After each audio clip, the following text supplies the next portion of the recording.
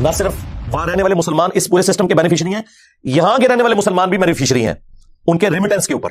وہاں سے جو ڈالرز آتے ہیں, پاؤنڈز آتے ہیں, یہ لانا بات ہے کہ یہاں مولوی بیٹھ کے کہتا ہے کہ غیر مسلم ملکوں میں جانا, وہاں کی سکونت اختیار کرنا یہ حرام ہے, لیکن اس مولوی سے پوچھیں کہ تیری مسجد اور مدرسے کے جو چندے ہیں ان میں جو ڈالرز آ رہے ہیں ان کو بھی کبھی حرام ڈکلیئر کیا اور لینے سے انکار کیا ہے؟ تو اللہ کے فضل سے کبھی نہیں کیا. اور تیرے ہاتھ میں جو 76 موبائل ہے, وہ بڑے والا اسمارٹ فون جو اکثر تمہارے چاہنے والوں نے تمہیں گفٹ کیے ہوتے ہیں, کبھی ان سے بھی انکار کیا ہے؟ نہیں کیا. تو وہ جذباتی رویہ. اور پھر اس سے بڑھ کر کے مسلم ملک کون سا ہے کہ جہاں لوگ ہجرت کر جائیں؟ مسلم ملک وہ ہوتا ہے کہ جس کے آئین میں صرف اسلام کا نام لکھا ہو, پریکٹیکلی ایک بجلی کا میٹر لگانے کے لیے بھی اسے ڈیمانڈ نوٹس سے 10 گنا بڑی رشوت دینی پڑے, وہ اسلامی ملک ہے. یعنی ہمارا ملک پاکستان ہے میرے عزیز ہم وطنوں, فرانس کے اندر بیٹھ کے گستاخانہ فلمز اور کارٹون کے اوپر کہہ رہے ہوتے ہیں کہ فرانس کی پروڈکٹس کا بائیکاٹ کریں, اور بیٹھے خود فرانس میں ہوتے ہیں. آؤ نا باہر سے واپس ادھر, ٹھیک ہے نا, پھر پتہ چلے گا خود بینیفیشری ہو سسٹم کے.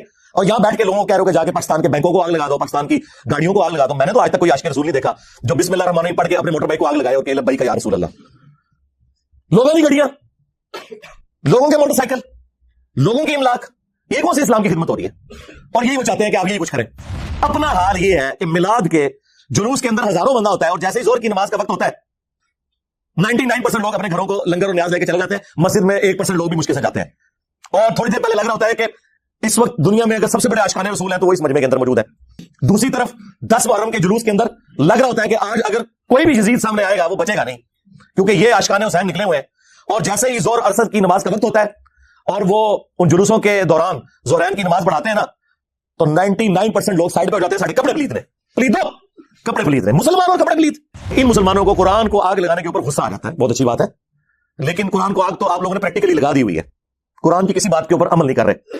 یہ قرآن کا حکم تھا نا, سورہ روم آیت نمبر 31, وَأَقِيمُوا الصَّلَاةَ وَلَا تَكُونُوا مِنَ الْمُشْرِكِينَ. دیکھنا نماز کو قائم کرنا, مشرک نہ ہو جانا. قرآن کو آگ تو مسلمانوں نے لگائی ہوئی ہے. قرآن چیخ چیخ کے کہہ رہے ہیں کہ جو نماز نہیں پڑھتا وہ پاکستان کے شناختی کارڈ میں مسلمان ہے, اللہ کے یہاں وہ مسلمان نہیں ہے. صحیح مسلم میں یہ حدیث لکھی رہ گئی 246 کہ بندے کے کفر اور ایمان, شرک اور اسلام کے درمیان فرق کی نماز ہے. قرآن کے پہلے صفحے کا ٹیسٹ دنیا کے کروڑوں مسلمان پاس نہیں کر سکتے.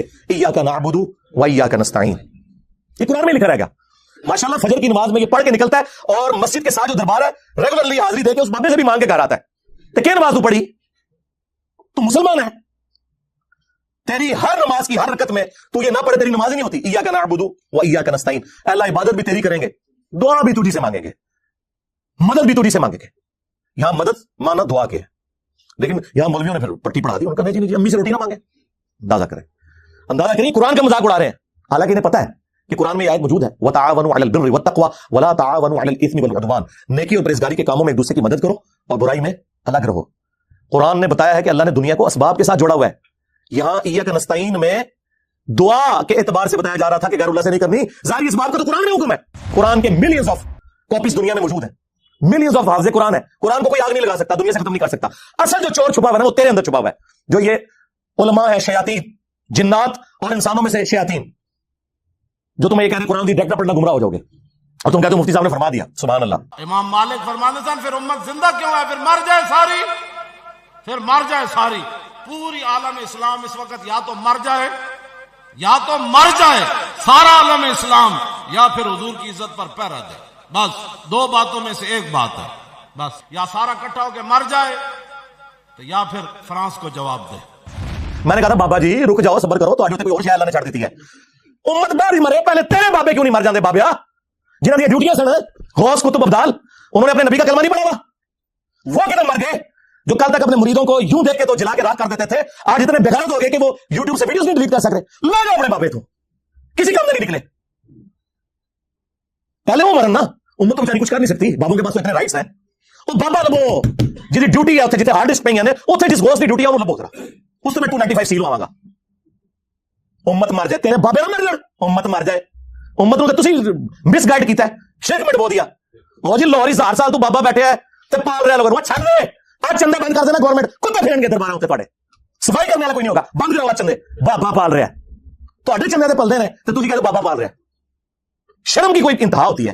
یہ لوگ بات کرتے ہیں کہ قرآن جل گیا تو پورے ملک کے اندر ہنگامے کھڑے کیے ہوئے. قرآن تم لوگوں نے جلایا شرک پھیلا کے. وہ تو بیچارے شروع سے ہی باپوں کے مخالف ہیں, میں بابا نہیں بہت سارے ہیں. تو پہلے بابیاں دا مخالف شیطان ہویا سی, او شیطان دے آپ بچیا تو بھی بابے دا ہی مخالف ہے. نکے نکے ٹوٹے چلا کے آپ دیکھو مجھے کیا کہتے ہیں. میں نے کہا ابتدا عشق ہے روتا ہے کیا, آگے آگے دیکھ تیرے ساتھ ہوتا ہے کیا. میں کہا جڑا بڑے بابے دا منکر جے وہ شیطان جڑے اج کل تے ساڈے بابیاں دا منکر ہے وہ کون ہے. اس واسطے یہ جو چورن بیچ رہے ہیں اس کا نہیں بکے گا. وہ جی مجھے دین سمجھ آیا ہے. میں کہا بیٹھا برف والے کارخانے کے پوت باہر نکل ہے. نبی پاک نے تار چ پتھر کھاتے ماما تم باہر گیا ہمارے پوتے نہیں نکلتا. تیرے پیو نے پتھر کھانے میں اور تیرے کو چنگا کے بابا کھانے مریض بھی سی نا.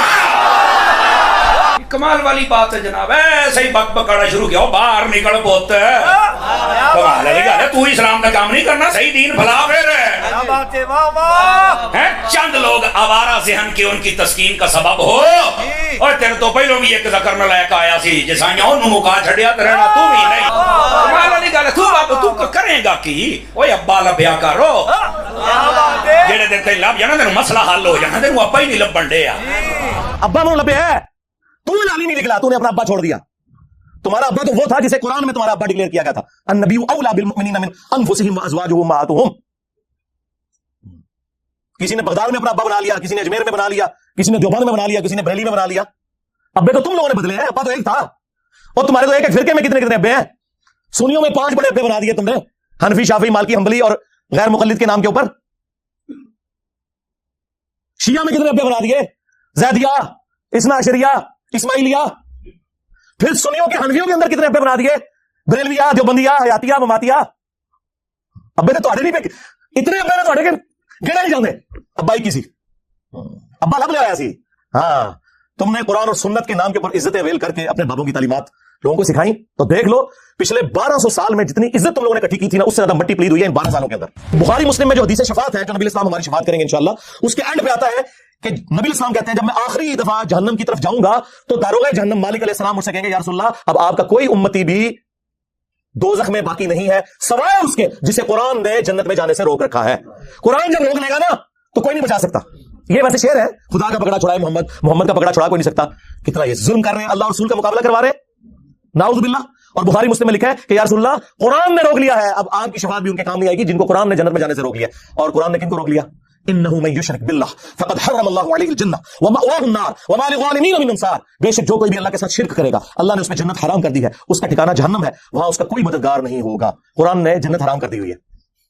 حتیٰ کہ بخاری اور مسلم دونوں میں حدیث ہے اللہ نے ہر نبی کو ایک مقبول دعا دی تھی جو اس نے دنیا ہی میں کر لی, لیکن میں نے اپنی دعا چھپا کے رکھی ہے قیامت کے دن کے لیے, اور میری اس دعا سے میرے ہر امتی کو نفع پہنچے گا سوائے اس شخص کے کہ جس نے دنیا میں اللہ کے ساتھ کسی قسم کا شرک کیا ہوا.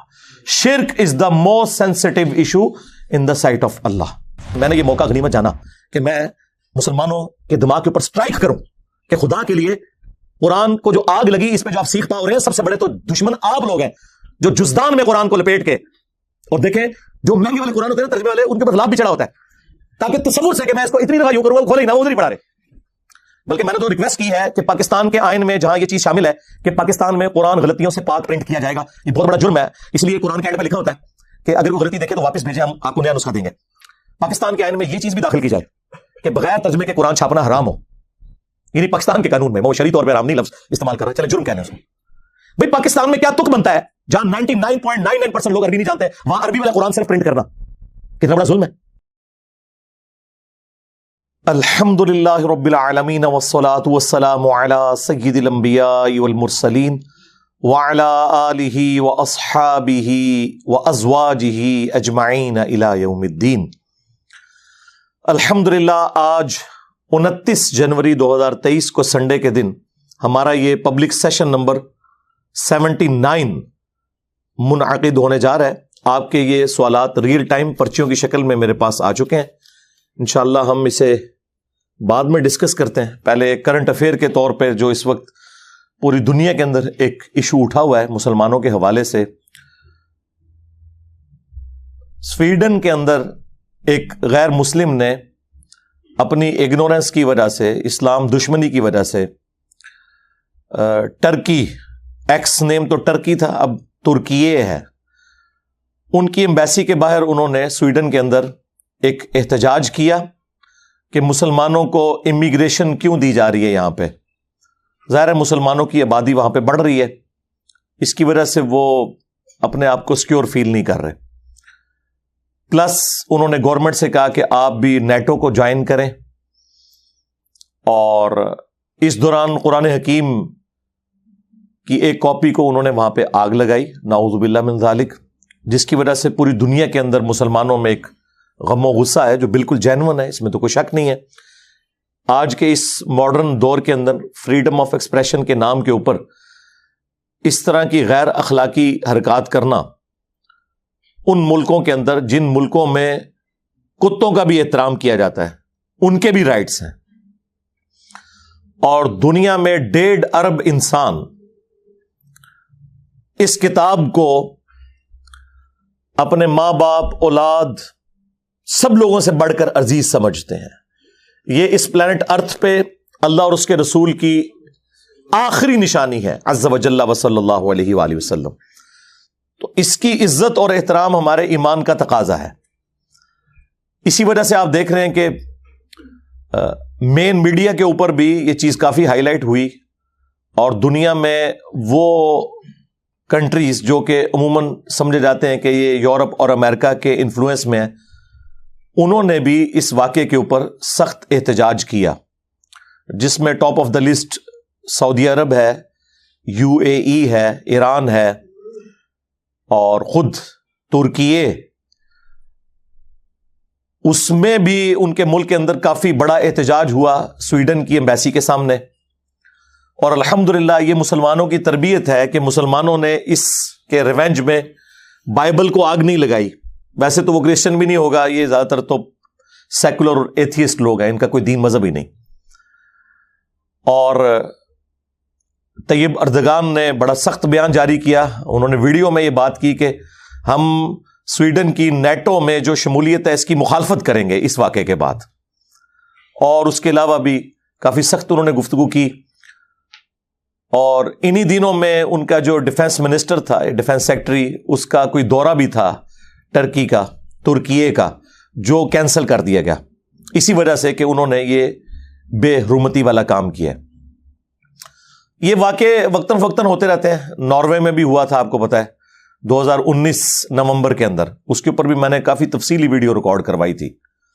اس کے علاوہ بھی گستاخانہ فلمز اور کارٹونز کے حوالے سے بھی میرا کاؤنٹر نیریٹو آلریڈی ریکارڈڈ ہے. بار بار یہ گفتگو کرتے ہوئے بھی بعض اوقات ایک تکلیف سے گزرنا پڑتا ہے, لیکن چونکہ اب یہ ایک موقع ہے کہ ہم امت کو اس حوالے سے تھوڑی گائیڈ لائنز دیں کہ انہوں نے کرنا کیا ہے. سب سے پہلے تو یہ ہے کہ یہ جو احتجاج کا طریقہ اختیار کیا گیا ہے پلے کارڈز کے ذریعے اور ایمبیسیز کے باہر, یہ بہت اچھا طریقہ ہے. اس ماڈرن ورلڈ میں آپ نے احتجاج اسی طریقے سے ریکارڈ کروانا ہے. لیکن کسی کی گاڑی کو آگ لگا دینا, کسی بلڈنگ کے اوپر پتھراؤ کرنا, اور عام جو پولیس کے اہلکار ہیں جن کا کام سیکیورٹی کے اوپر ہے انہیں مارنا پیٹنا, یہ بالکل غیر اخلاقی حرکات ہیں. اس کی کوئی ضرورت نہیں ہے. ان بیچاروں کا کیا قصور ہے؟ وہ تو اپنی ایک ڈیوٹی پوری کر رہے ہیں. ظاہر ہے وہ گورنمنٹ کی غلط پالیسی ہے, اور دیکھیں بعد میں سویڈن کو احساس بھی ہوا ہے اور انہوں نے خود بھی مذمت کر دی. ایک طرف انہوں نے اجازت دی ہوئی, دوسری طرف مذمتی بیان بھی جاری کر دیا. تو انہیں احساس ہو گیا کہ یہ کام یعنی ایک لمٹ کو کراس کر گیا. بہرحال ایسے سارے مواقع کے اوپر کوئی ایسی ایکٹیویٹی پرفارم نہیں کرنی چاہیے جس کی وجہ سے ان کے اصل مقاصد پورے ہو جائیں. اصلی جو ان کا مقصد ہے وہ ہے مسلمانوں کی امیگریشن کے حقوق وہاں سے ختم کرنا. اس کے بعد وہ یہ چاہتے ہیں کہ چونکہ مسلمان وہاں پہ آتے ہیں اور ان کے ساتھ غیر مسلموں کا انٹریکشن ہوتا ہے, اس کی وجہ سے اسلام لوگ قبول بھی کرتے ہیں مسلمانوں کے اخلاق سے اور قرآن کی طاقت کی وجہ سے, جب انگریزی میں وہ ترجمہ پڑھتے ہیں. یہ ان کو ایک بڑا ایشو ہے, اور وہ یہ سمجھتے ہیں کہ کچھ عرصے بعد مسلمانوں کی تعداد یہاں پہ زیادہ ہو جائے گی. ٹرو ڈیموکریٹک ویلیوز کی وجہ سے کل کو مسلمانوں کی حکومت بھی آ سکتی ہے. اور میں نے کئی دفعہ عرض کیا ہے کہ اسلام is the only practising religion on the face of ارتھ.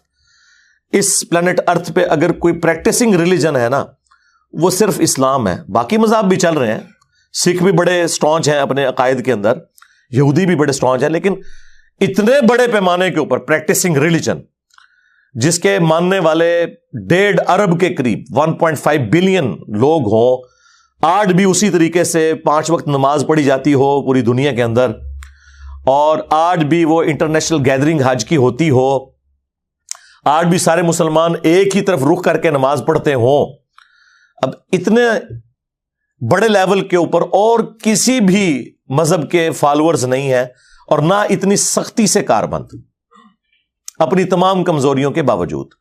تو کوئی ایسی ایکٹیویٹی پرفارم نہیں ہونی چاہیے کہ وہاں پہ رہنے والے جو کاروباری لوگ ہیں, جنہیں وہاں پر کمائی کا ایک اچھا ذریعہ میسر ہے, وہاں پہ تو آپ کو پتہ ہے رول آف لا ہے, باہر کے لوگوں کو بھی وہ پورے مواقع دیتے ہیں. نہ صرف وہاں رہنے والے مسلمان اس پورے سسٹم کے بینیفیشری ہیں, یہاں کے رہنے والے مسلمان بھی بینیفیشری ہیں ان کے ریمیٹنس کے اوپر. وہاں سے جو ڈالرز آتے ہیں, پاؤنڈز آتے ہیں, یہ علیحدہ بات ہے کہ یہاں مولوی بیٹھ کے کہتا ہے کہ غیر مسلم ملکوں میں جانا, وہاں کی سکونت اختیار کرنا یہ حرام ہے, لیکن اس مولوی سے پوچھیں کہ تیری مسجد اور مدرسے کے جو چندے ہیں ان میں جو ڈالرز آ رہے ہیں ان کو بھی کبھی حرام ڈکلیئر کیا اور لینے سے انکار کیا ہے؟ تو اللہ کے فضل سے کبھی نہیں کیا. اور تیرے ہاتھ میں جو 76 موبائل ہے, وہ بڑے والا سمارٹ فون جو اکثر تمہارے چاہنے والوں نے تمہیں گفٹ کیے ہوتے ہیں, کبھی ان سے بھی انکار کیا ہے؟ نہیں کیا. تو وہ جذباتی رویے ہیں. اور پھر اس سے بڑھ کر کے مسلم ملک کون سا ہے کہ جہاں لوگ ہجرت کر جائیں؟ مسلم ملک وہ ہوتا ہے کہ جس کے آئین میں صرف اسلام کا نام لکھا ہو, پریکٹیکلی ایک بجلی کا میٹر لگانے کے لیے بھی اسے ڈیمانڈ نوٹس سے 10 گنا بڑی رشوت دینی پڑے. وہ اسلامی ملک ہے, یعنی ہمارا ملک پاکستان. اے میرے عزیز ہم وطنوں, ہر معاملے میں آپ کو ٹیڑھے طریقے سے رشوت کے ذریعے چلنا پڑے, جہاں کی عدلیہ 20 سال تک انصاف نہ دے سکے, قیدیوں کے مرنے کے بعد یہ پتا چلے کہ وہ بے گناہ تھے. وہ اسلامی ملک ہیں, یعنی کہ پاکستان, یا وہ اسلامی ملک ہیں کہ جہاں پہ فریڈم آف ایکسپریشن ہے اور وہاں پہ تمام مذاہب کے لوگ آزادی کے ساتھ امن کی زندگی گزار رہے ہیں. حتیٰ کہ جو سو کالڈ اسلامک ملک ہے, پاکستان, سعودیہ, ایران, وہاں پہ بھی جو دینی طبقہ ہے مسلمانوں کے, انہوں نے بھی اگر پناہ لینی ہوتی ہے تو یورپ اور امریکہ میں جاتے ہیں. تو مجھے بتائیں اسلامی ملک پھر یہ ہیں کہ وہ ہیں؟ خالی نام لگانے سے بات کیا کریں جی. غیر مسلم ملکوں میں ہمیں تو غیر مسلم ملک وہی نظر آ رہے ہیں کہ جہاں صرف نام اسلام والا ہے, کام سارے غیر مسلموں والے ہیں. اور اصل میں مسلم ملک وہ ہیں کہ جن کا نام غیر مسلموں والا ہے, کام میجورٹی اسلام والے ہیں. جس دین میں عدل نہ ہو, قرآن میں اللہ تعالیٰ نے جگہ جگہ یہ چیز نازل فرمائی ہے کہ اللہ تعالیٰ نے کتابیں اور انبیاء ایک مقصد کے لیے بھیجے ہیں کہ دنیا کو عدل و انصاف سے بھرنا ہے. عدل کے اندر ہی ہر چیز آ جاتی ہے, حقوق اللہ بھی, حقوق العباد بھی. یہ بھی عدل کا تقاضا ہے نا کہ اللہ کا حق آپ کسی اور کو نہ دیں. توحید عدل ہے نا, ماں باپ کے حقوق عدل ہے, بیوی بچوں کے ساتھ اس نے سلوک کرنا عدل ہے, کسی کو دھوکہ نہ دینا یہ عدل ہے. اور عدل و انصاف کا حالیہ آپ کے سامنے ہے اس ملک کے اندر. تو یہ اسلامی غیر اسلامی ملک ان چکروں سے باہر نکلے, خدا کے لیے کوئی ایسی ایکٹیویٹی پرفارم نہ کریں. فرانس کے اندر بیٹھ کے گستاخانہ فلمز اور کارٹون کے اوپر کہہ رہے ہوتے ہیں کہ فرانس کی پروڈکٹس کا بائیکاٹ کریں, اور بیٹھے خود فرانس میں ہوتے ہیں. آؤ نا باہر سے واپس ادھر, ٹھیک ہے نا, پھر پتہ چلے گا. خود بینیفیشری ہو سسٹم کے, اور یہاں بیٹھ کے لوگوں کو کہہ رہے ہو کہ جا کے پاکستان کے بینکوں کو آگ لگا دو, پاکستان کی گاڑیوں کو آگ لگا دو. میں نے تو آج تک کوئی عاشق رسول نہیں دیکھا جو بسم اللہ الرحمن الرحیم پڑھ کے اپنے موٹر بائک کو آگ لگائے اور کہ لبیک یا رسول اللہ. لوگوں کی گاڑیاں, لوگوں کے موٹر سائیکل, لوگوں کی املاک, یہ کون سی اسلام کی خدمت ہو رہی ہے؟ اور یہی وہ چاہتے ہیں کہ آپ یہی کچھ کریں. اور میرے خیال ہے جو ان کے مقاصد ہیں وہ مسلمان بڑے اچھے طریقے سے پورے کر رہے ہیں. اپنا حال یہ ہے کہ میلاد کے جلوس کے اندر ہزاروں بندہ ہوتا ہے, اور جیسے ہی زور کی نماز کا وقت ہوتا ہے 99% لوگ اپنے گھروں کو لنگر اور نیاز لے کے چلے جاتے ہیں. مسجد میں 1% لوگ بھی مشکل سے جاتے ہیں. اور تھوڑی دیر پہلے لگ رہا ہوتا ہے کہ اس وقت دنیا میں اگر سب سے بڑے عاشقان رسول ہیں تو وہ اس مجمع کے اندر موجود ہیں.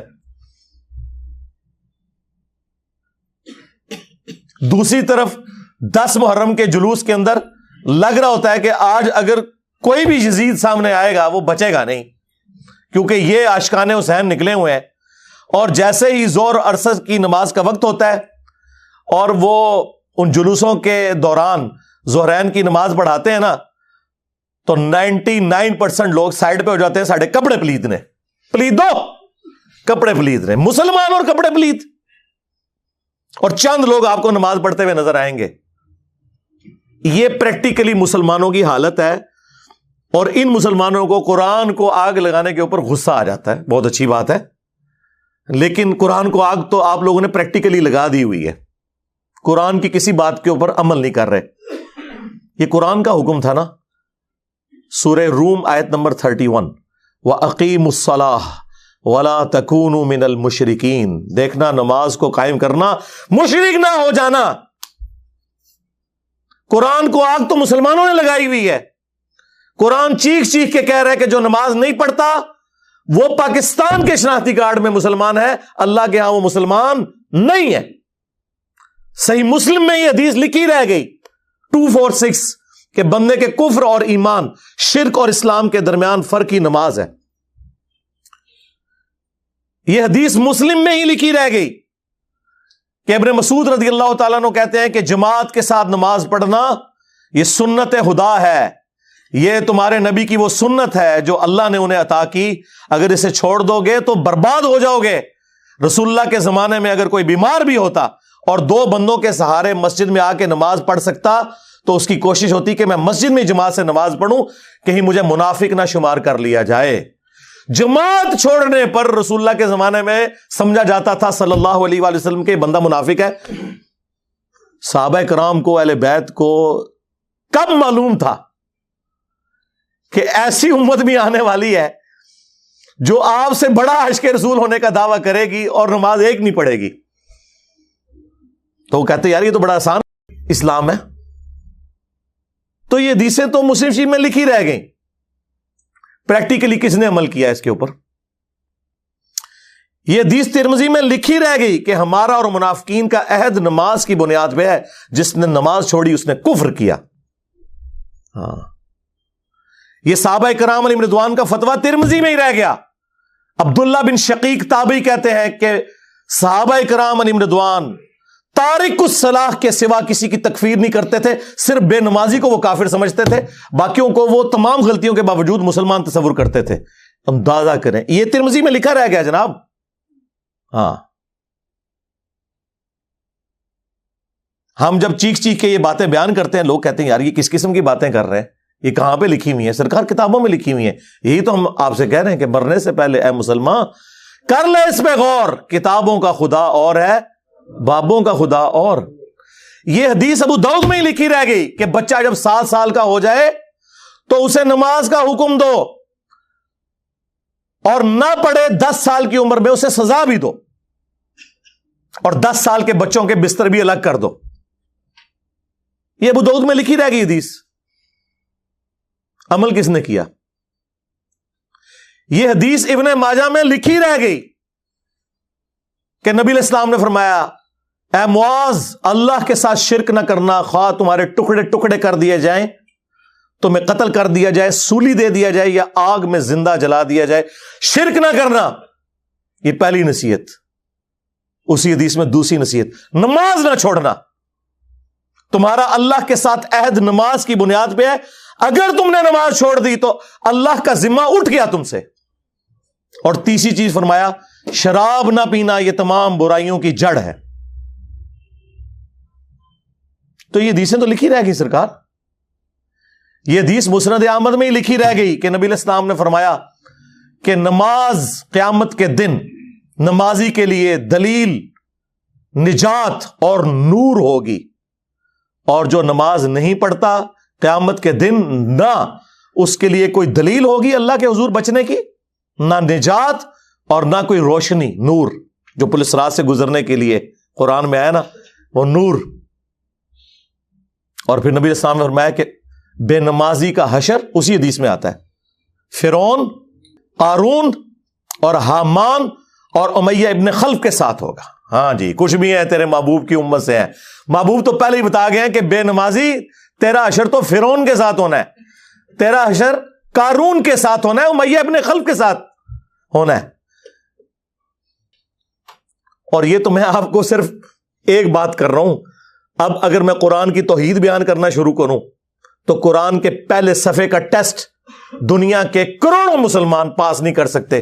ایاک نعبد و ایاک نستعین، یہ قرآن میں لکھا رہے گا. ماشاءاللہ فجر کی نماز میں یہ پڑھ کے نکلتا ہے اور مسجد کے ساتھ جو دربار ہے ریگولرلی حاضری دے کے اس بابے سے بھی مانگ کے گھر آتا ہے. تو کیا نماز تو پڑھی؟ تو مسلمان ہے، تیری ہر نماز کی ہر رکعت میں تو یہ نہ پڑھے تیری نماز ہی نہیں ہوتی. ایاک نعبد و ایاک نستعین، اے اللہ عبادت بھی تیری کریں گے، دعا بھی تجھی سے مانگیں گے، مدد بھی تجھی سے مانگیں گے. یہاں مدد مانا دعا کے ہے، لیکن یہاں مولویوں نے پھر پٹی پڑھا دی. ان کا نہیں جی امی سے روٹی نہ مانگے. اندازہ کریں قرآن کا مذاق اڑا رہے ہیں، حالانکہ انہیں پتہ ہے کہ قرآن میں یہ آیت موجود ہے وَتَعَاوَنُوا عَلَى الْبِرِّ وَالتَّقْوَى وَلَا تَعَاوَنُوا عَلَى الْإِثْمِ وَالْعُدْوَانِ، نیکی اور پرہیزگاری کے کاموں میں ایک دوسرے کی مدد کرو اور برائی میں الگ رہو. قرآن نے بتایا ہے کہ اللہ نے دنیا کو اسباب کے ساتھ جوڑا ہوا ہے. یہاں ایاک نستعین میں دعا کے اعتبار سے بتایا جا رہا تھا کہ غیر اللہ سے نہیں کرنی. ظاہری اسباب کا تو قرآن میں حکم ہے،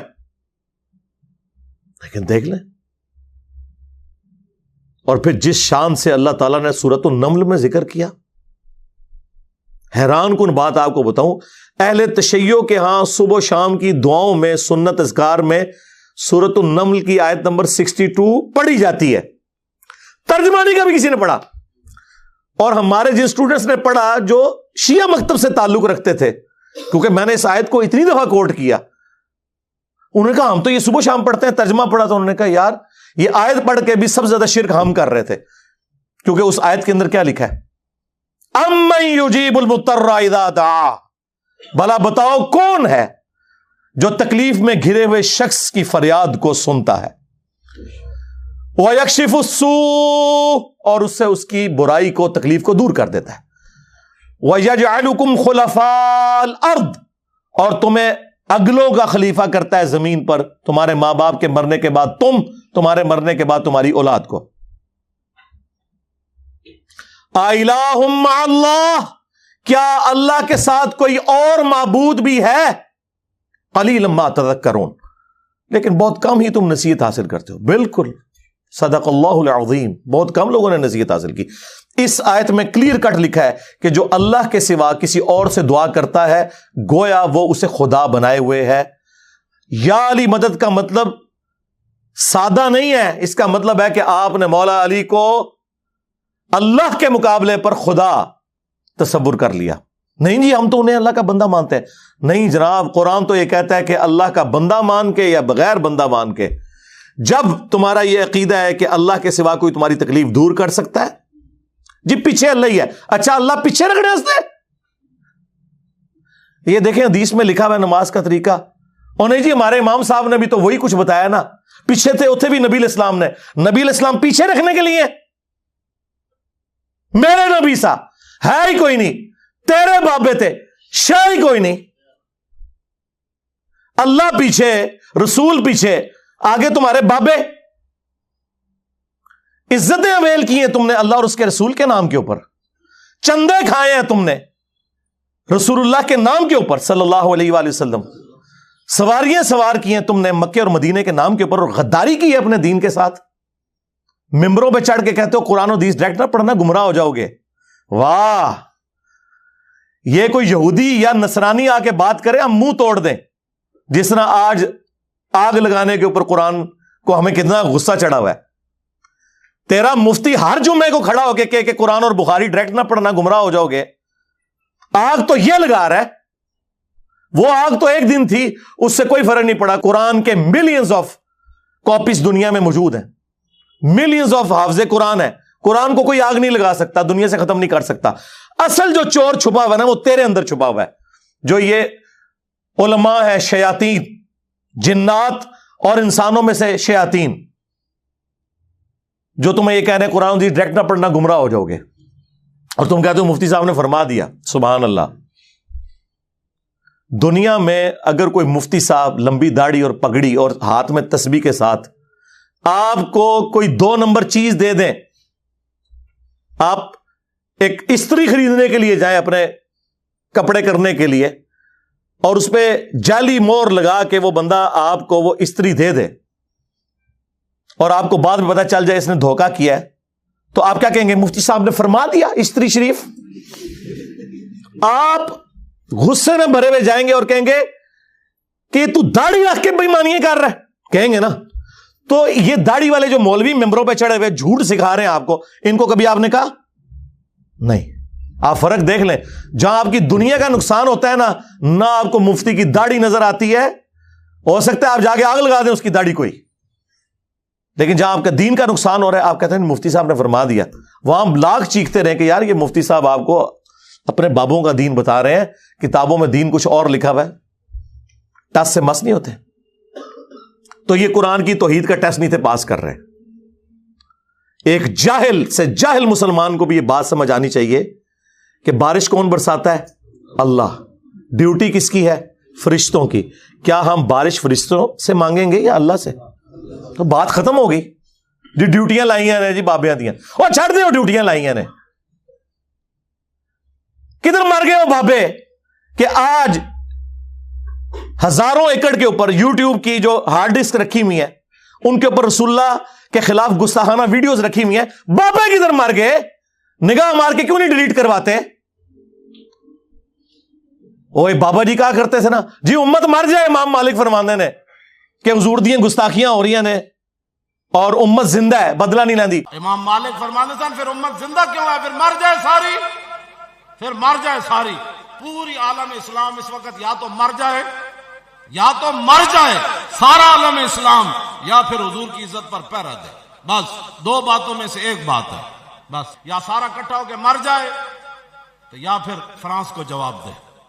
मैंने कहा था बाबा जी रुक जाओ, सबर करो, तो उत्ते कोई और शय अल्लाह ने छड़ दी है। उम्मत बाद ही मरे, पहले तेरे बाबे क्यों नहीं मर जाते? बाबिया जिन्हां दी ड्यूटियां सन, गौस कुतुब अब्दाल, उन्होंने अपने नबी का कलमा नहीं पढ़ा हुआ? वो किधर मर गए जो कल तक अपने मुरीदों को यूं देख के तो जला के राख कर देते थे, आज इतने बेगैरत हो गए कि वो यूट्यूब से वीडियोस नहीं डिलीट कर सक रहे। ले जाओ अपने बाबे, तो किसी काम में नहीं निकले। पहले वो मरन ना, उम्मत तो बेचारी कुछ कर नहीं सकती, बाबों के पास तो इतने राइट्स हैं। ओ बाबा लबो जिहदी ड्यूटी है उत्थे जिथे हार्ड डिस्क पई ने, उत्थे जिस गोश्त की ड्यूटी है उन्होंने लभो जरा, उस तो मैं 295 सी लवावांगा। उम्मत मर जाए, तेरे बाबे ना मर जान, उम्मत मर जाए। उम्मत नूं ते तुसी मिसगाइड कीता है, शिरक में डबो दिया। ओ जी लाहौर 1000 साल तू बाबा बैठे है ते पाल रहा लोगों नूं, छड़ दे। आज चंदे बंद कर देना गवर्नमेंट, कुत्ते फिरनगे दरबारां उत्ते तुहाडे, सफाई करने वाला कोई नहीं होगा। बंद कराओ आज चंदे, बाबा पाल रहा है। तुहाडे चंदे ते पलदे ने ते तुसी कहते बाबा पाल रहा है। शर्म की कोई इंतहा होती है। ये लोग बात करते हैं जी कुरान जल गया तो पूरे मुल्क के अंदर हंगामे खड़े किए हुए हैं। कुरान तुम लोगों ने जलाया है शिर्क फैला के। वैसे तो कहते हो हम सुन्नी हैं। सुन्नी वो होगा जो बुखारी मुस्लिम के तरीके के मुताबिक जो रसूलुल्लाह के अहादीस नकल हुई हैं सल्लल्लाहु अलैहि वसल्लम, रुकू में जाते वक्त और रुकू से उठते वक्त रफुल यदैन करेगा। या सुन्नी वो होगा जो अपनी पब्लिक को ये झूठ मशहूर करेगा कि जी बगले बुत रख के आंदे सन तां रफा यदैन होंदा सी। वाह वाह।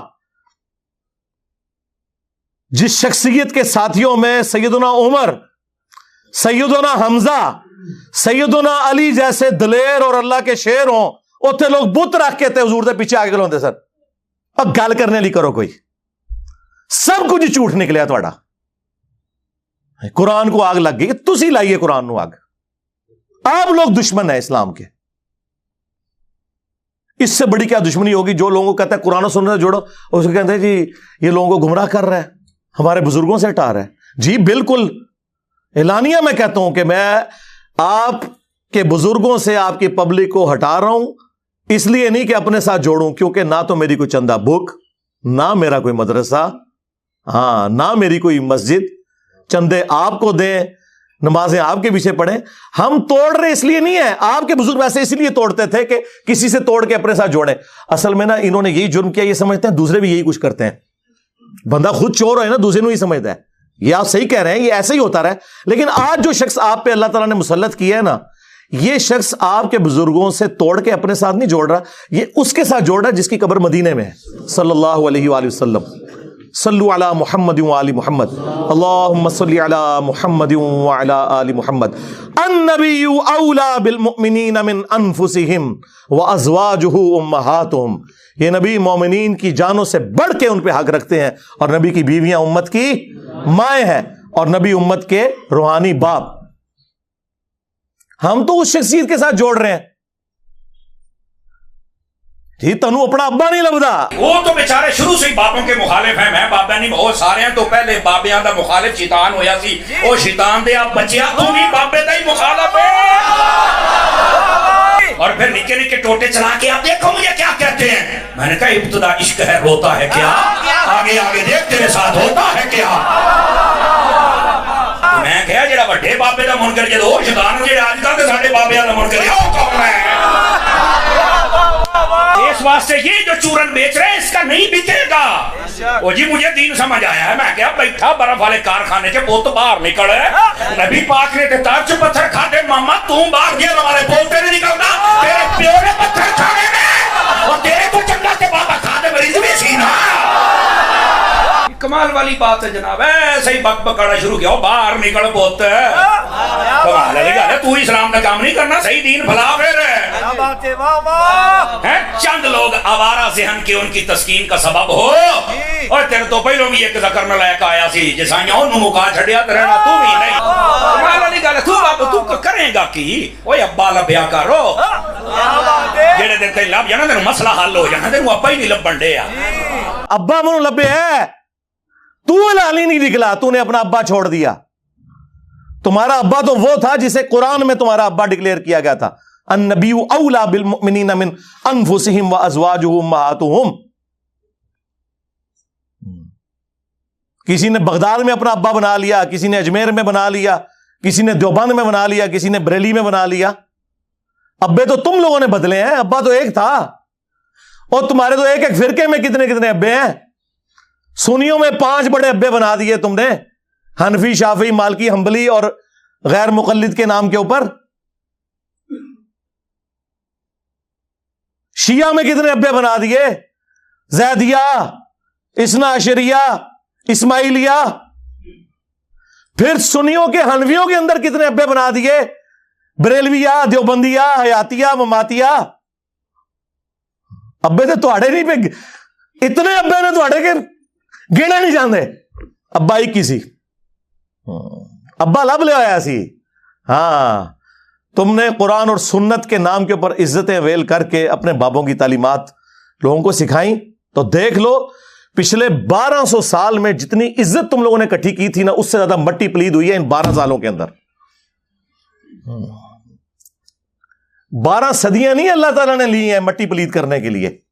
12 سالوں کے اندر آج تمہارے بابوں کی میمز بن رہی ہیں. ہاں کارٹون بن رہے ہیں، چھوٹے چھوٹے بچے مذاق اڑا رہے ہیں. وہ بچے جن کے ابے یہ واقعات سن کے سبحان اللہ کہا کرتے تھے، اور بچے مذاق اڑا رہے ہیں. تو دیکھ لو یہ ذلت اور رسوائی، یہ ہر عروج کو زوال آتا ہے. یہ اللہ کی سنت ہے کہ 300 سال کی فرعونوں کی حکومت ایک ایسے شخص سے گرا دی کہ جس کی زبان میں بھی لکنت تھی، جس کی پرورش بھی اسی گھر میں ہوئی تھی. کون؟ موسیٰ بن عمران علیہ السلام. تو یہ اللہ تعالیٰ نے چننا ہوتا ہے کہ کس کے ذریعے اللہ تعالیٰ کون سا کام کروا دے. اور نہیں جی ساڑھے بزرگاں نے 90 لاکھ نو کلمہ پڑھا دے. چھڑ دو، کلمہ تو تانوں بھی نہیں صحیح طریقے نال آندا، تجوید نال. نماز نہیں آتی، ترجمہ نہیں آتا. اچھا جی یہ دلیل ہے، جی دلیل ہے. تو سرکار ڈاکٹر ذاکر نائک نے اتنے ہندوؤں کو جو کلمہ پڑھایا ہے تو پھر یہ بھی بزرگ ہوئے؟ نہیں وہ تو آئی گمراہ ہے. ہاں آیا نا داڑ تلے ہون. ہاں 90 لاکھ نو کلمہ پڑھایا. اور تواڈے بابیاں نے تے 90 لاکھ نو کلمہ پڑھایا جدوں 90 لاکھ دی آبادی کوئی نہیں سی. ہوں اپنے بابیاں نو کہو کہ ہوں ایک بندہ ایسا ہے جے جنہیں سارے بابیاں دے مننے والے نو انہاں تو تروڑ کے اس شخص سے جوڑ دیا جس کی قبر مدینے میں ہے صلی اللہ علیہ وآلہ وسلم. تے سب تو بڑا بابا آ گیا جے ہوں سامو اینو لو سامو آ گیا جے بابیاں دا بابا. اگر یہی کرائٹیریا ہے تو نہیں وہ اصل میں اللہ تعالیٰ چاہے تو فاسق سے بھی دین کا کام لے سکتا ہے. ہاں بالکل ہمارا بھی یہی عقیدہ ہے کہ بخاری مسلم میں حدیث ہے کہ فاسق سے بھی دین کا کام لیا جا سکتا ہے. لہذا کوئی دھونس نہ لگائے کہ کس نے کس کو کلمہ پڑھا ہے. آج جرمنی میں کتنے قادیانی ہیں جو کلمہ پڑھا کے غیر مسلمانوں کو اپنے زوم میں مسلمان کر رہے ہیں, حالانکہ وہ مسلمان نہیں قادیانی کر رہے ہیں. تو کیا وہ اس کو حق پہ ہونے کی دلیل کے طور پہ پیش کریں گے؟ بات کرنے والی کریں. جو کرائٹیریا آپ دوسرے کے ماننے کے لیے تیار نہیں اپنے لیے کیوں پیش کرتے ہیں؟ تو دشمنی کی آپ لوگوں نے قرآن کے ساتھ, سنت کے ساتھ. اور میں حیران ہوتا ہوں کہ قرآن حکیم وہ کتاب جو ہماری کتاب زندگی تھی, اس کے ساتھ انہوں نے کیسے کیسے متس مشہور کر دیں. بس صرف اس کا کام رہ گیا مردے بخشوانا جو ثابت ہی کوئی نہیں. قرآن کا کام رہ گیا ہے عدالتوں کے اندر قرآن پہ حلف دے کے جھوٹ بولنا. قرآن کا کام رہ گیا ہے کہ بچی کی شادی ہو تو نیچے سے اسے گزار دینا. یہ قرآن کا ٹوٹل کام یہ رہ گیا. قرآن اس لیے نازل ہوا تھا یار, ایک غیر مسلم بھی آپ کو خط لکھے نا, امیگریشن کے کاغذ آ جائے نا فرینچ کے اندر, انگلش کے اندر, اور آپ کو یہ زبانیں نہ آتی ہوں تو 10 بندے ڈھونڈتے پھرتے ہیں کہ یار بتاؤ کیا لکھا ہوا ہے. اور اللہ کی کتاب کبھی اس کو ترجمے سے پڑھنے کی کوشش ہی نہیں کی, جبکہ ہر فرقے کا ترجمہ موجود ہے. دیکھیں جھگڑا تب تھا جب آپ کہتے ہیں کہ انجینئر صاحب خود ترجمہ دے رہے ہیں. لوگ میرے بارے میں کہتے ہیں نا کہ یہ علماء سے دور کر رہا ہے. سرکار بالکل الٹ بات ہے, میں علماء کے آپ کو قریب کر رہا ہوں. لیکن مسئلہ یہ ہے کہ میں ایک عالم کے آپ کو قریب نہیں کرتا, میں کہتا ہوں سب کی بات سنو. ہاں وہ اس کو کہتے ہیں علماء سے دور کرنا, وہ کہتے ہیں صرف ہماری سنو. کیا میں نے کبھی کسی کو کہا کہ آپ میرا قرآن کا لکھا ہوا ترجمہ پڑھیں؟ نہ میں نے کوئی لکھ کے آپ کو دیا. میں نے ہمیشہ کہا کہ بریلوی ہو تو احمد بریلوی کا ترجمہ پڑھ لو. چاند ایک جگہ پہ اختلاف ہو سکتا ہے نا, ایاک نعبد و ایاک نستعین کا ترجمہ انہوں نے یا شیخ عبد القادر جیلانی مدد تو نہیں کیا ہوا. دیوبندی ہو اشری تھانوی کا ترجمہ پڑھ لو. کون سا دنیا کا دیوبندی عالم ہے انکلوڈنگ تقی عثمانی صاحب کے جو یہ دعویٰ کرے کہ میں اشری تھانوی سے بہتر قرآن جانتا ہوں؟ تو ہم تو کہتے ہیں کہ آپ ان بچوں سے نہ قرآن پڑھیں, ان کے بڑے بڑے ابوں سے پڑھیں. مجھ سے وہ ٹی ایل پی والے بھائی نے جب انٹرویو کیا کہ جی آپ اپنا استاد کسے مانتے ہیں, میں نے کہا مذہب بریلوی کو, میں نے ان سے پڑھا ہوا ہے. اگرچہ وہ 1921 میں فوت ہو گئے تھے, میں 1977 میں پیدا ہوا ہوں, لیکن یقیناً وہ قرآن کا ترجمہ کمائی کے لیے نہیں کر کے گئے تھے. انہیں تو عربی آتی تھی, ترجمہ انہوں نے کیا تھا میرے لیے. اردو تو مجھے آپ سے بھی زیادہ آتی ہے. جس طرح صحابہ کرام کو لکھنا پڑھنا نہیں آتا تھا, لیکن ان کی زبان میں قرآن نازل ہوا تو انہیں ڈائریکٹ سمجھ آتا تھا. خیر میں نے تو بعد میں عربی بھی سیکھ لی ہے, عربی نہ بھی سیکھوں یا کوئی نہ بھی سیکھے, اردو زبان میں جب کر دیا تو ہم تو ڈائریکٹ احمد بریلوی سے ترجمہ پڑھ رہے ہیں, ہم ڈائریکٹ اشری تھانوی سے پڑھ رہے ہیں, ہم ڈائریکٹ جوناگڑھی سے پڑھ رہے ہیں, ہم شیعہ کے سید فرمان علی شاہ سے ترجمہ پڑھ رہے ہیں ڈائریکٹ. تو شاہی کوئی نہیں, اور یہ آپ خود مانیں گے کہ آپ شاہی کوئی نہیں اپنے بڑے بابوں کے مقابلے پہ. تو یہ ترجمے انہوں نے کمائیوں کے لیے کیے تھے, یہ تو کوئی نہیں کہا کمائی کے لیے کیے. تو اس لیے کیے تھے کہ پبلک کو پتا چلے قرآن میں کیا لکھا ہوا ہے, وہ آپ پڑھنے نہیں دے رہے. ہمارے ایک شیعہ دوست ہیں عالم دین, ماشاءاللہ بہت اچھا کام کر رہے ہیں. ان کا ایک جملہ گولڈن جملہ ہے. انہوں نے کہا کہ آج کوئی غیر مسلم آ کے آپ سے یہ کہے کہ میں مسلمان ہونا چاہتا ہوں یا ابھی ہوا ہوں, مجھے بتائیں میں نے اسلام کو اسٹڈی کرنا ہے کہ اسلام کی مجھ سے کیا ریکوائرمنٹ ہے, میرا خدا مجھ سے کیا چاہتا ہے, میرا اللہ مجھ سے کیا ڈیمانڈ کرتا ہے, تو آپ اسے کون سی کتاب پڑھنے کے لیے دیں گے؟ تو ساروں کا جواب یہ ہوگا جی قرآن پڑھنے کے لیے دیں گے. اور آگے سے وہ گورا یہ پوچھ لے کہ بھائی آپ نے بھی اسی قرآن کو پڑھ کے اپنے عقیدے صحیح کیے تھے؟ ہاں, تو منہ اڑ کے بیٹھو گے. اس کا جواب یہ نہیں ہوگا کہ میں نے, میرے پرکھیں جو بھی کسی نے نہیں قرآن ترجمے نال پڑھے. ایسی اللہ دے فضل نال جدوں انہوں نے کلمہ پڑھیا ہوں تک کسی نے قرآن ترجمے نال نہیں سے پڑھیا. اس کی وجہ میں آپ کو بتا دیتا ہوں, قرآن کا ترجمہ بمشکل 200-250 سال پہلے کیا ہے شاہ ولی اللہ دہلوی نے فارسی میں, اور اس وقت بھی کوئی پرنٹنگ پریس وغیرہ نہیں تھے, وہ چند لوگوں تک ہی پہنچا. ایکچولی اگر آپ دیکھیں تو ان 15-20 سالوں میں زیادہ ہوا ہے کہ سافٹ ویئر بنے عام بندوں کے ہاتھ میں ہے. ورنہ ترجمہ والا قرآن تو آپ کو مسجدوں میں نہیں ملتا تھا. او حافظ قرآن نے نہ ترجمہ پڑھا ہو تو اور کس نے پڑھنا ہے؟ حافظ بن کے نکلتے ہیں. حافظ نہیں، حافظ. انہوں نے نہیں قرآن ترجمے سے پڑھا ہوا، اور کس نے پڑھنا ہے؟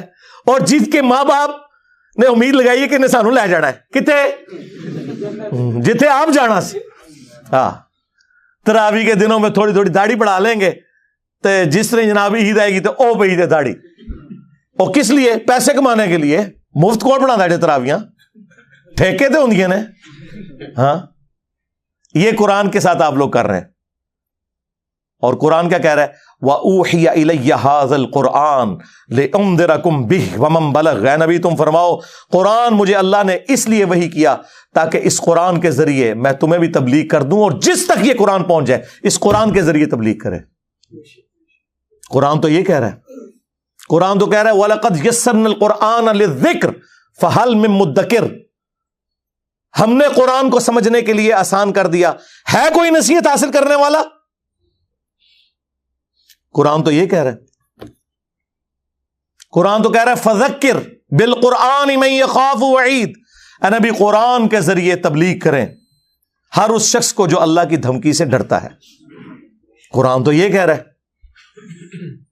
قرآن تو سورہ صاد میں کہہ رہا ہے کہ قرآن ہم نے اس لیے نازل کیا کہ اس سے لوگ نصیحت حاصل کریں، اس کی آیات میں تدبر کریں اور عقل مند لوگ اس سے نصیحت حاصل کریں. لیکن آپ لوگوں نے کیا کہا کہ قرآن کس لیے نازل ہوا ہے؟ مردے بخشوانے کے لیے. ہمارے محبوب صلی اللہ علیہ وآلہ وسلم کی پوری زندگی سینٹرڈ اراؤنڈ قرآن ہے. آپ کا انسٹرومنٹ آف دعوت قرآن ہے. وَأُوحِيَ إِلَيَّ هَذَا الْقُرْآنُ لِأُنذِرَكُمْ بِهِ وَمَن بَلَغَ. اے نبی تم فرماؤ قرآن مجھے اس لیے وحی کیا گیا تاکہ اس قرآن کے ذریعے میں تم تک بات پہنچاؤں جس تک بھی پہنچے. اور وہ دیکھیں کیسی پہنچائی ہے. صحیح مسلم میں یہ حدیث ہے. نبی علیہ السلام نے حجت الوداع کے موقع پر فرمایا تھا میں تم میں ایک چیز ایسی چھوڑ کے جا رہا ہوں جسے پکڑ لوگے کبھی گمراہ نہیں ہوگے، وہ اللہ کی کتاب ہے. اچھا، حجت الوداع کا جو خطبہ مسلم شریف میں آیا نا اس میں صرف قرآن کا ذکر ہے، حدیث سنت کا ذکر نہیں ہے. کیونکہ سنت کو ماننا قرآن ہی کو تو ماننا ہے. قرآن نے نہیں کہا ہے نا من یطع الرسول فقد اطاع اللہ. جس نے رسول اللہ کی اطاعت کی اس نے اللہ کی اطاعت کی. ٹھیک ہے، ایک حسن درجے کی روایت ہے حاکم کے اندر، قرآن اور سنت دو چیزیں. لیکن حجت الوداع کا جو خطبہ مسلم شریف میں آیا اس میں صرف قرآن کا ذکر ہے. لیکن وہ لکھی رہ گئی مسلم میں حدیث. یہ حدیث مسلم شریف میں ہی لکھی رہ گئی کہ اللہ تعالیٰ اس قرآن کی وجہ سے قوموں کو عروج دے گا اور زوال دے گا. وہ زمانے میں معزز تھے مسلمان ہو کر اور تم خوار ہوئے تارک قرآن ہو کر. یہ مسلم شریف میں حدیث لکھی رہ گئی جی. یہ مسلم میں ہی لکھی رہ گئی حدیث. القرآن حجۃ لک او علیک. قرآن قیامت کے دن یا تو تیرے حق میں گواہی دے گا یا تیرے خلاف گواہی دے گا جی. اور وہ خلاف جو گواہی ہے وہ قرآن میں آ گئی ہے. وہ صرف قرآن نہیں، صاحب قرآن بھی. سورہ فرقان آیت نمبر 30 وقال الرسول یا رب ان قوم اتخذوا هذا القرآن مہجورا. اور رسول اللہ قیامت کے دن شکایت کریں گے کہ اے اللہ میری قوم نے قرآن کو پیٹھ کے پیچھے ڈال دیا تھا. ہاں، ہمیں شفاعت رسول کا بتایا گیا جو برحق ہے. عسى ان يبعثك ربك مقاما محمودا. کوئی شک نہیں. اللہم اجعلنا منہم. اللہ تعالیٰ ہمیں ان میں کرے جن کو رسول اللہ کی شفاعت نصیب ہوگی صلی اللہ علیہ وآلہ وسلم. لیکن یہ تلخ پہلو ہے کہ نبی علیہ السلام نے شکایت بھی لگانی ہے. جس کی شکایت لگ رہی ہوگی وہ شفاعت کس منہ سے کروائے گا؟ ہم کہہ رہے ہیں جو کچھ بھی ہے تیرے محبوب کی امت سے ہیں، اور محبوب پہلے ہی کہہ رہے ہیں کہ میں نے شکایت لگانی ہے جس نے قرآن کو چھوڑ دیا. محبوب تو رو رہے ہیں اس بات کے اوپر. بخاری اور مسلم دونوں میں حدیث ہے. عبداللہ ابن مسعود رضی اللہ تعالیٰ عنہ کہتے ہیں ایک دن نبی علیہ السلام ممبر پہ چڑھے اور میں آڈینس میں نیچے بیٹھا ہوا تھا. تو رسول اللہ نے کہا عبداللہ ہمارے قریب آؤ. میں قریب گیا. کہا عبداللہ ہمیں قرآن سناؤ. ان کا یا رسول اللہ قرآن تو آپ پہ نازل ہوا ہے. آپ نے فرمایا کہ مجھے دوسروں سے سن کے لطف آتا ہے. تو عبداللہ ابن مسعود کہتے ہیں کہ میں قرآن حکیم پڑھنا شروع کیا اور سورہ نساء کی میں نے تلاوت شروع کی. آپ شوق دیکھیں کہ سورہ نساء شروع کی انہوں نے 40 آیات پڑھ دی، نبی علیہ السلام ممبر پہ بیٹھے ہوئے ہیں اور وہ نیچے قرآن تلاوت کر رہے ہیں اور حضور اس کا لطف اٹھا رہے ہیں. اور جب آیت نمبر 41 پہ پہنچے نا، فَكَيْفَ إِذَا جِئْنَا مِن كُلِّ أُمَّةٍ بِشَهِيدٍ، وہ کیسا دردناک وقت ہوگا قیامت کا کہ جب ہم ہر امت میں سے ایک گواہ کو، اس امت کے پیغمبر کو اٹھائیں گے. کس لیے؟ کہ بتائے کہ اس نے دعوت کا کام کیا تو اس کے اگینسٹ اس کی امت نے کیسا رسپانس کیا. وَجِئْنَا بِكَ عَلَىٰ هَٰؤُلَاءِ شَهِيدًا، اور اے محبوب صلی اللہ علیہ وآلہ وسلم ہم آپ کو گواہ بنا کر اٹھائیں گے ان کے اوپر جن میں آپ کو مبعوث کیا گیا. بس یہ آیت سننی تھی. امت تو کہتی ہے جو کچھ بھی ہے محبوب کی امت سے ہے، اور محبوب کیا فرما رہے ہیں؟ عبداللہ بس کرو، عبداللہ بس کرو.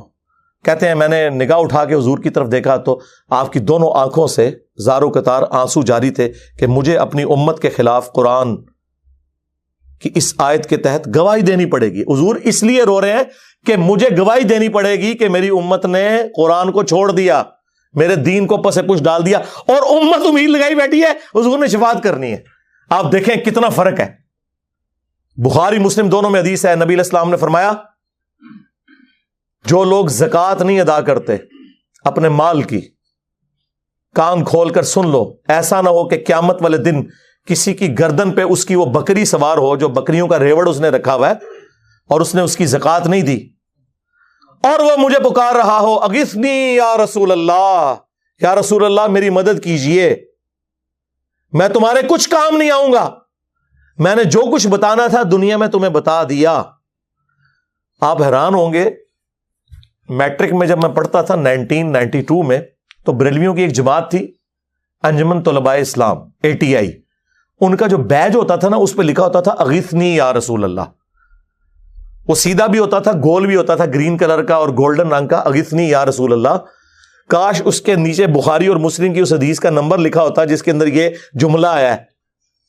ہم تو اس کو لیتے تھے یا رسول اللہ ہماری مدد کرے، لیکن یہ جملہ تو نبی علیہ السلام نے امت کے لیے ٹونٹ کے طور پہ بولا ہوا ہے کہ تم تو مدد مانگو گے، میں نے تمہارے کام نہیں آنا.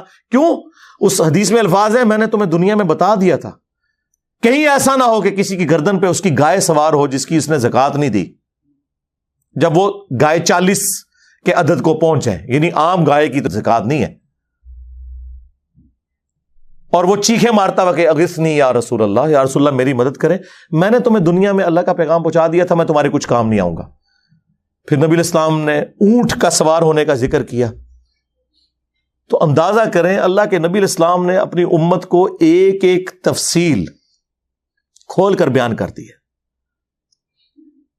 کوئی کسر نہیں چھوڑی، کھول کھول کر باتیں بیان کر دی ہیں، کسی کو وہم بھی باقی نہ رہے. پھر بھی امت کو خیال نہ آئے تو الگ بات. پھر حجۃ الوداع سے جو واپسی پہ نبی علیہ السلام نے غدیر کا خطبہ دیا ہے، غدیر خم کا، صحیح مسلم میں ہی اوپر تلے 4 احادیث ہیں 6225 سے 6228 تک. اے لوگو آگاہ ہو جاؤ، میں بھی ایک انسان ہوں، قریب ہے کہ اللہ کا قاصد یعنی موت کا فرشتہ میرے پاس آئے اور میں اس کی دعوت قبول کر لوں. میں اپنے بعد تم میں 2 بھاری چیزیں چھوڑ کے جا رہا ہوں. ان میں سے پہلی چیز اللہ کی کتاب ہے، اس میں ہدایت ہے، اس میں نور ہے، یہ اللہ کی رسی ہے. ہاں، جو اسے پکڑے گا ہدایت پہ ہوگا، جو چھوڑ دے گا گمراہ ہو جائے گا. اور زائد ابن ارقم کہتے ہیں کہ نبی علیہ السلام پھر ترغیب دلاتے رہے، اللہ کی کتاب، اللہ کی کتاب، اللہ کی کتاب. جو قرآن میں آیا تھا نا وَاعْتَصِمُوا بِحَبْلِ اللَّهِ جَمِيعًا وَلَا تَفَرَّقُوا، اللہ کی رسی کو مضبوطی سے پکڑ لو، فرقوں میں مت بٹو. وہ قرآن ہے غدیر خم کی حدیث میں. اس کو وائس ورسا بھی کر لو کہ جو قرآن کو نہیں پکڑے گا وہ فرقوں میں بٹ جائے گا، کیونکہ کامن بانڈ اللہ نے بتا دیا، اللہ کی رسی کو پکڑ لو اور فرقوں میں مت بٹو. اس کا کیا مطلب ہے کہ جو نہیں پکڑے گا فرقوں میں بٹ جائے گا، اور وہ ہو گیا. اور فرمایا دوسری بھاری چیز میرے اہل البیت ہیں، میں اپنے اہل البیت کے معاملے میں تمہیں اللہ کا خوف دلاتا ہوں، یعنی میری وفات کے بعد ان کے ساتھ حسن سلوک کرنا. یہ 3 دفعہ آپ نے جملہ بولا، لیکن امت نے نہ قرآن کو پکڑا اور نہ اہل بیت کو زندہ چھوڑا. بالکل الٹ امت چلی. پھر بخاری اور مسلم دونوں میں حدیث ہے, اللہ کے محبوب صلی اللہ علیہ وآلہ وسلم جب کبھی بھی خطبہ دیتے تھے نا, تو آپ علیہ السلام ممبر پہ آ کے کہتے تھے اما بعد فإن خیر الحدیث کتاب اللہ وخیر الہدی ہدی محمد صلی اللہ علیہ وآلہ وسلم وشر الامور محدثاتها وکل محدثۃ بدعہ وکل بدعۃ ضلالہ وکل ضلالۃ فی النار. کچھ الفاظ سنن نسائی کے, میجر پورشن جو ہے وہ صحیح مسلم ہے. آگاہ ہو جاؤ, سب سے بہترین کلام اللہ کی کتاب ہے, سب سے ہدایت یافتہ راستہ محمد صلی اللہ علیہ وآلہ وسلم کا ہے. بدترین کام وہ ہیں جو دین میں خود سے جاری کر دیے جائیں, وہ سارے کام بدعتیں ہیں, اور تمام بدعتیں گمراہیاں ہیں, اور تمام گمراہیاں جہنم میں لے جانے والی ہیں. اندازہ کریں. اور بخاری اور مسلم دونوں میں حدیث موجود ہے. عبداللہ ابن ابی اوفا سے کسی نے پوچھا, جو رسول اللہ کی وفات کے بعد 75 ایئرز تک زندہ رہے, 86 ہجری میں فوت ہوئے, کہ بتائیں کہ رسول اللہ نے اپنا وصی کسی کو بنایا تھا؟ تو انہوں نے کہا نبی علیہ السلام نے ہمیں قرآن کے مطابق چلتے رہنے کی وصیت کی تھی. قرآن وصی رسول ہے, خلیفۃ الرسول ہے, وصی رسول, جس کے اوپر آج سنی شیعہ دو فرقے بنے ہوئے ہیں. سیدنا ابوبکر خلیفۃ الرسول ہیں صحابہ کرام کے اجماع کے اوپر. وصی رسول نہیں, وصی رسول قرآن ہے. وصی رسول نہ سیدنا ابوبکر ہے نہ سیدنا علی ہے, اور وہ نیچرل ہے, کیونکہ 2 سال کے بعد تو حضرت ابوبکر بھی فوت ہو گئے. ہاں, 12 سال کے بعد سیدنا عمر بھی شہید ہو گئے, 24 سال کے بعد سیدنا عثمان بھی شہید, اور 30 سال کے بعد سیدنا علی بھی شہید, اور آخری صحابی ابو طفیل عامر بن واثلہ 110 ہجری میں نبی علیہ السلام کی وفات کے 100 سال کے بعد وہ دنیا سے چلے گئے. اس کے بعد اس پلانٹ ارتھ پہ کوئی صحابی نہیں ہے. نبی علیہ السلام کسی صحابی کو بھی وصی بناتے تو مر تو اس نے بھی جانا تھا, یہ زندہ چیز چھوڑی. بخاری مسلم دونوں میں حدیث ہے, اللہ نے ہر نبی کو کوئی نہ کوئی معجزہ دیا تھا, اور جتنے لوگ اس نبی پر ایمان لاتے تھے اسی معجزے کی وجہ سے لاتے تھے. مجھے اللہ نے سب سے بڑا وحی کا معجزہ دیا ہے قرآن. میں اللہ سے امید کرتا ہوں سب سے زیادہ میرے امتی ہوں گے جنت میں جانے والے, کیونکہ میرا معجزہ سب سے بڑا ہے قرآن کی وجہ سے. اور بخاری مسلم میں آ گیا کہ جنتیوں کا نصف میری امت سے ہے, قرآن کی وجہ سے. جامعہ ترمذی میں, سنن ابن ماجہ میں حدیث ہے, جنتیوں کی 120 میں سے 80 صفحے میری امت سے, قرآن کی وجہ سے. یعنی قرآن مطلب یہ مردوں کو بخشنے وانے کی وجہ سے نہیں, سرکار عمل کرنے کی وجہ سے. تو نبی علیہ السلام کا وصی, آپ کا خلیفہ, آپ علیہ السلام کا انسٹرومنٹ آف دعوت, ہر چیز. صحیح بخاری میں ایک بڑی زبردست حدیث ہے جو میں نے ہی ایک دفعہ اپنے ممبر سے بیان کی ہے, ادروائز وہ حدیث آپ نے کبھی سنی نہیں ہوگی, کیونکہ اس کے ساتھ 295C جڑی ہوئی ہے. صحیح بخاری میں ایک چیپٹر ہے کتاب الاعتصام بالکتاب والسنہ, قرآن و سنت کو مضبوطی سے پکڑنا. اس چیپٹر میں امام بخاری ایک حدیث لے کے آئے ہیں کہ جب حضرت ابوبکر کی بیعت کی گئی نا, تو دوسرے دن حضرت ابوبکر صدیق رضی اللہ تعالیٰ عنہ آڈینس سے خطاب کرنے کے لیے مسجد نبوی میں آئے. تو ان کے خطاب کرنے سے پہلے حضرت عمر ممبر پہ چڑھے, جس طرح آج کل بھی اسٹیج سیکرٹری کے طور پہ, اور کمال کا خطبہ دیا. 2 جملوں کا خطبہ ہے وہ بخاری میں آیا, لیکن مولوی نہیں آپ کو بتائے گا. جن کو بتانا چاہیے وہ بھی ڈرتے ہیں بتاتے ہوئے, جن کو نہیں بتانا چاہیے وہ تو نہیں بتائیں گے. حضرت عمر کے الفاظ ہیں کہ دیکھو, یعنی حضور کے غم کی وجہ سے لوگ دکھی تھے. یعنی جس شخصیت کو آپ اپنے ماں باپ اولاد سب سے بڑھ کر عزیز سمجھتے ہیں اور وہ دنیا سے چلی جائے, تو صحابہ کرام کی تکلیف کا اندازہ کون کاٹ سکتا ہے. تو سیدنا عمر نے کہا کہ دیکھو, اللہ نے اپنے نبی کے لیے وہ پسند کیا جو اللہ کے پاس تھا, وہ اس سے بہتر تھا جو دنیا میں ہے. وَلَلْآخِرَةُ خَيْرٌ لَكَ مِنَ الْأُولَىٰ, اے نبی تمہارا ہر آنے والا لمحہ گزرے ہوئے سے بہتر ہوگا. کیوں؟ وَرَفَعْنَا لَكَ ذِكْرَكَ, ہم نے آپ کے لیے آپ کا ذکر بلند کر دیا. دنیا میں کوئی لمحہ ایسا نہیں ہے کہ اللہ کے ساتھ رسول اللہ کا نام نہ بولا جاتا ہو اذان کے اندر.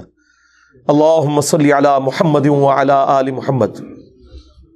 تو حضرت عمر کے الفاظ ہیں کہ اللہ تعالیٰ نے وہ پسند کیا جو تمہارے نبی کے لیے بہتر تھا, لیکن اللہ نے تمہارے لیے تمہارے نبی کے جانے کے بعد وہ کتاب چھوڑ دی ہے جس کتاب کے ذریعے اس نے اپنے نبی کو ہدایت دی تھی. اب یہ بڑا خطرناک جملہ تھا، خطرناک جملہ تھا، خطرناک سے بھی اگلا ورژن. تم بھی اس کتاب کو پکڑو گے تو ہدایت پہ قائم رہو گے. اور پھر اس جملے کو ریپیٹ کیا، اس کتاب کو، کہ جس کتاب کو تمہارے نبی کی ہدایت کا ذریعہ بنایا.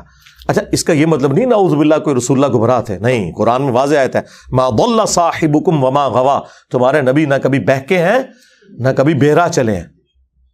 یہاں پہ بھی ضلہ کا لفظ آیا ہے. یہ کیا ہے جو قرآن حکیم میں اللہ تعالیٰ نے فرمایا ووجدک ضالا فہدی، اے نبی ہم نے آپ کو اپنی محبت میں خود رفتہ پایا اور ہدایت کے بلند ترین مرتبے پر پہنچا دیا.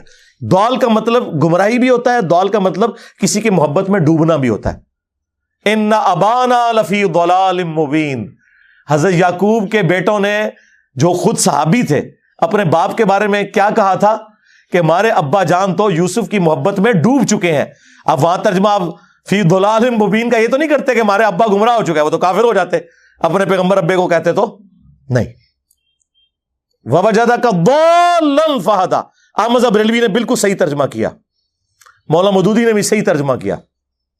اپنی محبت میں خود رفتہ پایا اور ہدایت کے اعلیٰ منزل کو پہنچا دیا. یہی مضمون سورہ شورا میں بھی ہے کہ ہم نے اس قرآن کے ذریعے اے نبی آپ کو اس اعلیٰ درجے پر پہنچایا. ما کنت تدری ما الکتاب ولا الایمان، اس قرآن کے نزول سے پہلے آپ نہ کتاب جانتے تھے نہ ایمان کی تفصیلات، بلکہ اللہ نے اس کو ہدایت اور نور کا ذریعہ بنایا. وَإِنَّكَ لَتَهْدِي إِلَىٰ صِرَاطٍ مُسْتَقِيمٍ، اور نبی بے شک اب آپ بھی لوگوں کو ہدایت کی طرف بلاتے ہیں. تو نبی علیہ السلام، وہ میں بتا رہا تھا خطبہ کیوں نہیں لوگ بیان کرتے تھے، اس میں جو حضرت عمر کا جملہ ہے نا کہ اللہ نے اس کتاب کے ذریعے تمہارے نبی کو ہدایت دی، تو اب اس کے لوگ ڈرتے تھے یار یہ تو کہیں گے نبی کو گمراہ مان رہے ہیں. بھائی تم ایکسپلین کرو، ہم نے بھی کر دیا. یہ کبھی بھی خطبہ بیان نہیں ہوا، اور یہ خطبہ صحیح بخاری میں لکھا ہوا ہے. حضرت عمر فاروق رضی اللہ تعالیٰ عنہ نے حضرت ابوبکر کی خلافت اسٹیبلش ہونے کے دوسرے دن خطبہ دیا. کمال کا خطبہ ہے. اور قرآن اتنا سٹرونگ ہے اس حوالے سے کہ بخاری مسلم میں جو حدیث شفاعت ہے، جو نبی علیہ السلام ہماری شفاعت کریں گے انشاءاللہ، اس کے اینڈ پہ آتا ہے کہ نبی علیہ السلام کہتے ہیں جب میں آخری دفعہ جہنم کی طرف جاؤں گا تو داروغہ جہنم مالک علیہ السلام مجھ سے کہیں گے یا رسول اللہ اب آپ کا کوئی امتی بھی دوزخ میں باقی نہیں ہے سوائے اس کے جسے قرآن نے جنت میں جانے سے روک رکھا ہے. قرآن جب روک لے گا نا تو کوئی نہیں بچا سکتا. یہ ویسے شعر ہے، خدا کا پکڑا چھڑائے محمد، محمد کا پکڑا چھڑا کوئی نہیں سکتا. کتنا یہ ظلم کر رہے ہیں، اللہ اور رسول کا مقابلہ کروا رہے ہیں، نعوذ باللہ. اور بخاری مسلم میں لکھا ہے کہ یا رسول اللہ قرآن نے روک لیا ہے، اب آپ کی شفاعت بھی ان کے کام نہیں آئے گی جن کو قرآن نے جنت میں جانے سے روک لیا ہے. اور قرآن نے کن کو روک لیا؟ انہ من یشرک باللہ فقد حرم اللہ علیہ الجنہ ومأواہ النار وما للظالمین من انصار. بے شک جو کوئی بھی اللہ کے ساتھ شرک کرے گا اللہ نے اس پہ جنت حرام کر دی ہے، اس کا ٹھکانہ جہنم ہے، وہاں اس کا کوئی مددگار نہیں ہوگا. قرآن نے جنت حرام کر دی ہوئی ہے. حتیٰ کہ بخاری اور مسلم دونوں میں حدیث ہے اللہ نے ہر نبی کو ایک مقبول دعا دی تھی جو اس نے دنیا ہی میں کر لی، لیکن میں نے اپنی دعا چھپا کے رکھی ہے قیامت کے دن کے لیے، اور میری اس دعا سے میرے ہر امتی کو نفع پہنچے گا سوائے اس شخص کے کہ جس نے دنیا میں اللہ کے ساتھ کسی قسم کا شرک کیا ہوا. شرک is the most sensitive issue in the sight of Allah. اور شرک اور نماز یہ دو سینسٹیو ٹاپکس ہیں. قرآن کی توہین وہی لوگ کر رہے ہیں اصل میں جو قرآن پڑھنے سے روک رہے ہیں، جس کی وجہ سے شرک پھیل رہا ہے، اور نماز سے کوسوں دور ہے کیونکہ انہوں نے قرآن تو پڑھا نہیں. انہیں پتا کیسے چلے کہ قرآن کا مسلمان اور ہے اور پاکستان کا مسلمان اور. ہاں، مرنے سے پہلے اے مسلمان کر لے اس پہ غور، قرآن کا مسلمان اور ہے، پاکستان کا مسلمان اور. ہاں، قرآن کا تو مسلمان یہ ہے وَأَقِيمُوا الصَّلَاةَ وَلَا تَكُونُوا مِنَ الْمُشْرِكِينَ، سورہ روم آیت نمبر 31. دیکھنا نماز کو قائم کرنا، مشرک نہ ہو جانا. اور صحیح مسلم کی حدیث کے بندے کے کفر اور ایمان، شرک اور اسلام کے درمیان فرق نماز ہے. باقی اس پہ تو کافی بولا جا سکتا ہے، میری کئی ایک ویڈیوز ہیں وہ آپ دیکھ سکتے ہیں اس حوالے سے. میں نے یہ موقع غنیمت جانا کہ میں مسلمانوں کے دماغ کے اوپر سٹرائک کروں کہ خدا کے لیے قرآن کو جو آگ لگی اس پہ جو آپ سیکھ پا رہے ہیں، سب سے بڑے تو دشمن آپ لوگ ہیں جو جزدان میں قرآن کو لپیٹ کے، اور دیکھیں جو مہنگے والے قرآن ہوتے ہیں نا ترجمے والے، ان کے اوپر غلاف بھی چڑھا ہوتا ہے تاکہ تصور سے کہ میں اس کو اتنی دفعہ یوں کروں گا وہ کھولے ہی نہ، وہ ادھر ہی پڑھا رہے۔ بلکہ میں نے تو ریکویسٹ کی ہے کہ پاکستان کے آئین میں جہاں یہ چیز شامل ہے کہ پاکستان میں قرآن غلطیوں سے پاک پرنٹ کیا جائے گا، یہ بہت بڑا جرم ہے، اسی لیے قرآن کے اینڈ پہ لکھا ہوتا ہے کہ اگر کوئی غلطی دیکھیں تو واپس بھیجیں، ہم آپ کو نیا نسخہ دیں گے۔ پاکستان کے آئین میں یہ چیز بھی داخل کی جائے کہ بغیر ترجمے کے قرآن چھاپنا حرام ہو، یعنی پاکستان کے قانون میں، وہ شرعی طور پہ حرام نہیں لفظ استعمال کر رہا، چلے جرم کہہ لیں اس کو۔